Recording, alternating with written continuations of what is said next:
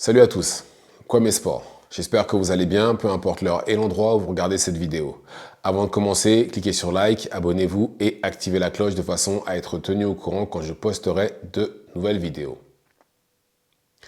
Vous savez, il y a différentes façons d'éviter un combat. Il y a à la Rigbo, c'est-à-dire tout simplement laisser la ceinture vacante. Comme ça, voilà, on évite la personne en question.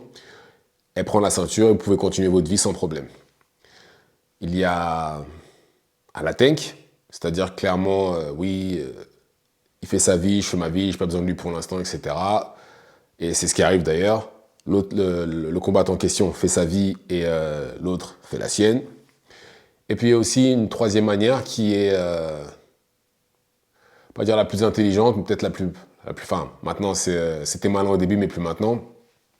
C'est tout simplement de demander une somme dérisoire pour combattre. Et c'est justement ce que Canelo a fait pour éviter Benavidez et Terence Crawford. Et là, on est arrivé au stade où Turki Al-Alchik a clairement dit non, finalement, Crawford, Canelo, non, ça m'intéresse plus. Je vais passer à autre chose, c'est plus un combat qui m'intéresse. Encore une fois, là, les Saoudiens, pour moi, ils sont pris à leur propre piège parce qu'ils donnaient des sommes d'argent dérisoires pour les combattants. Et là, maintenant, qu'il y a Canelo qui est le roi des sommes dérisoires, même tout court, qui demande une somme dérisoire, ils sont pas contents. Mais je ne peux pas blâmer Canelo à 100%. Parce que par exemple, le combat contre Crawford aurait pu être possible si Crawford avait gagné avec la manière. Crawford a gagné, mais voilà, c'était serré, il a pris des coups, et vu que déjà, pour Canelo, c'est une situation où il ne peut pas gagner, si en plus de ça, il sort d'un combat où il galère en 154, qu'est-ce que ça va être en 168? Canelo avait combattu, oui, au même moment, enfin au mois de septembre 2023, il a combattu Jermell Charlo, qui à l'époque était l'ancien champion incontestable de la catégorie light middleweight. Il l'a combattu et il a été très critiqué. Pourquoi? Parce qu'il vient de 2 catégories en dessous. Et là, ça aurait été la même chose avec Crawford. Donc pour moi, qu'il évite Crawford, c'est tout à fait normal. Il vient de 2 catégories en dessous, maintenant que c'est un light middleweight. Et en plus de ça, il sort d'une performance plus difficile que prévu. Même si personnellement, moi, je m'attendais à ce que ce soit difficile. Je ne m'attendais pas à ce que ce soit une promenade de santé. Ça l'a pas été du tout, ni pour l'un ni pour l'autre d'ailleurs. Mais voilà, je comprends que Canelo ait fait ça pour Crawford. Maintenant, pour Benavidez, ça, de toutes les façons, on savait qu'il ne voulait pas le combattre. Hein. Depuis le temps que c'était son mandataire, il lui a demandé de prendre Il a fait tout ce que Canelo lui a demandé de faire et pourtant il a toujours refusé. Toujours. Il a demandé de combattre d'anciens champions parce qu'il disait qu'il avait combattu personne. Il l'a fait. Normalement, et c'était le mandataire, donc normalement il aurait dû obtenir un combat. Et en plus de ça, dans le cas de Canelo, c'est Canelo qui envoie les offres et pas l'inverse. Donc il peut même pas. Il ne peut même pas dire que oui, j'ai pas reçu d'offre, puisque c'est toujours Canelo qui envoie les offres pour pouvoir négocier en sa faveur. Donc non. Mais voilà, maintenant on en est à ce stade-là, et Turki Al-Alchik a aussi dit qu'il travaillerait avec d'autres combattants, hein, Crawford, Zepeda, Anderson, Eni. Là, il va travailler sur le combat d'Anthony Joshua contre Dubois au mois de septembre, puis après il y aura Bivol Beterbiev. Son calendrier est chargé. Mais dans tous les cas, voilà, c'est le chapitre Canelo Crawford est clos définitivement. Et encore une fois, tant mieux. Moi, c'était un combat que je voulais pas voir, parce que je voyais pas l'intérêt de ce combat-là quand on voit la différence physique qu'il y a entre les deux. Là, maintenant, tant mieux. Là, maintenant, il va se concentrer sur les combattants qu'il a dans sa catégorie, et il y a des chances même qu'il devienne champion incontestable une troisième fois. Parce que là, théoriquement, il peut prendre le champion IBF ou il peut prendre Ortiz comme l'avait prévu Turki Al-Alchik, au cas où ça ne fonctionnerait pas avec Canelo. Maintenant, c'est le cas, ça va sûrement être Ortiz le prochain. Ou sinon, ça pourrait être le vainqueur de Thunder à Spence. Enfin bref, il y a beaucoup d'options. Il y a beaucoup d'options. Mais, ouf. Et là c'est vraiment mort les combats Crawford, Canelo ou Benavidez, Canelo. Parce que si même les Saoudiens qui ont de l'argent à ne pas quoi savoir en faire disent que ouais, non, on n'est plus intéressé, c'est que ce combat-là n'arrivera jamais et que personne n'aura de l'argent pour pouvoir le faire. Aussi simple que ça. Si eux ne le font pas, personne ne le fera. Personne ne le fera. Comme ça, au moins, c'est réglé. Et tant mieux. Benavidez, qu'il essaye de devenir champion contestable en light heavyweight, tant mieux. Que Crawford essaye de faire la même chose en 154, tant mieux aussi. Ça sert à rien des fois de forcer les combattants quand ils ne veulent pas, c'est tout. Canelo, ça l'intéresse pas. Pour Crawford, comme j'ai dit, je comprends tout à fait. Pour Benavidez, c'est différent. C'est un peu différent. Mais bon. J'espère juste que... ouais, j'espère juste qu'il n'y aura pas d'autres personnes qui vont faire les divas comme ça prochainement. Parce que là, clairement, il fait vraiment la diva, pour être honnête. Parce que vous vous rendez compte que je suis quasiment sûr que les Saoudiens ont dû lui proposer aux alentours de 100 millions.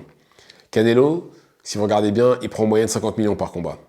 Il lui propose le double de ce qu'il prend en temps normal. Et pourtant, il ne veut pas. Qu'est-ce que vous voulez? Et que ce soit pour Benavidez ou Crawford. Bon, on va retirer Crawford de l'équation. On va juste parler de Benavidez-Canelo.